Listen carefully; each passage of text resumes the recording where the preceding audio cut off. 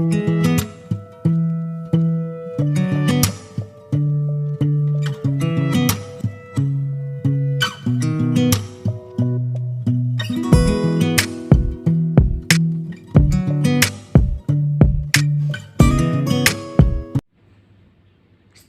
आज हम करेंगे ज्योमेट्रिकल ड्राइंग का प्रश्न नंबर 7।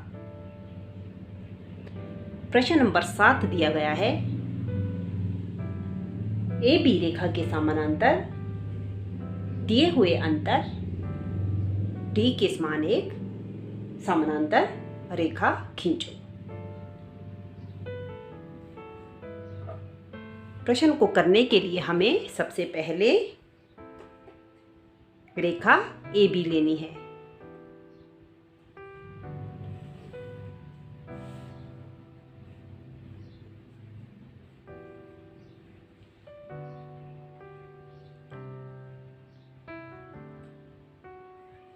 रेखा ए बी के बाहर हमें और एक रेखा लेनी है जिसे हमें नाम देना है डी,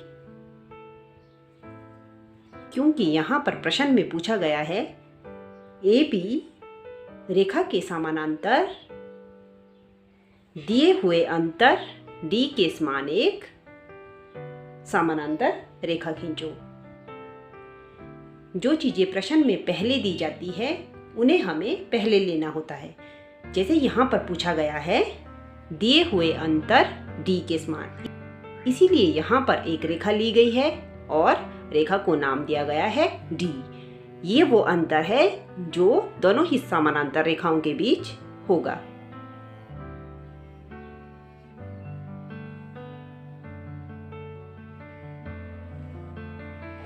अब हमें रेखा ए बी पर दो बिंदु लेने हैं और बिंदुओं को कुछ न कुछ नाम हमें देना है। यहाँ पर मैंने बिंदु को नाम दिया है M, इस बिंदु को नाम दिया है N।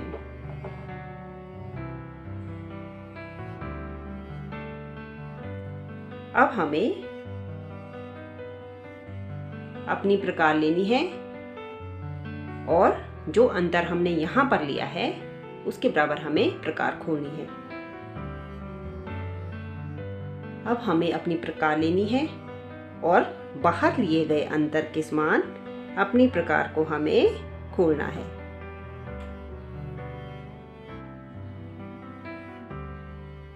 लिए गए अंतर के बराबर हमें अपनी प्रकार को खोलकर बिंदु M और N से ऊपर की ओर चाप लेनी है। पहले बिंदु M से हमें चाप लेनी है। ये मैंने बिंदु M से चाप ली है। अब ऐसी ही एक चाप हमें बिंदु N से भी लेनी है।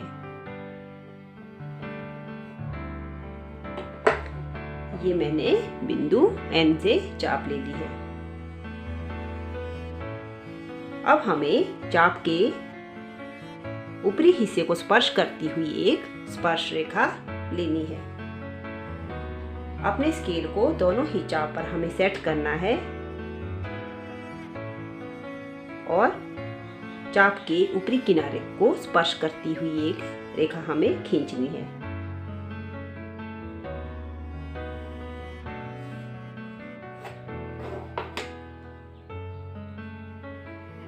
ये मैंने रेखा खींच ली है और रेखा को हमें नाम देना है। मैंने रेखा को नाम दिया है EF। जहां पर चाप रेखा को स्पर्श कर रही है वहां पर भी हमें पॉइंट्स को कोई ना कोई नाम देना है। यहाँ पर पॉइंट को नाम देंगे K और इस पॉइंट को नाम देंगे S।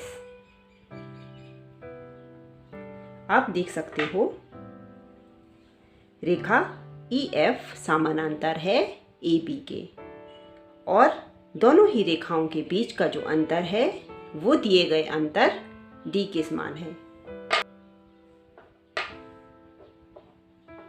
हम अपनी प्रकार को खोलकर देखेंगे क्या दोनों ही रेखाओं के बीच का अंतर दिए गए अंतर d के समान है, ये दोनों ही रेखाओं के बीच का अंतर है। अब हमें दिए गए अंतर d पर अपने प्रकार को रखना है और देखेंगे क्या दोनों रेखाओं के बीच का अंतर दिए गए अंतर d के समान है। जी हाँ, दोनों ही रेखाओं के बीच का अंतर दिए गए अंतर d के समान है।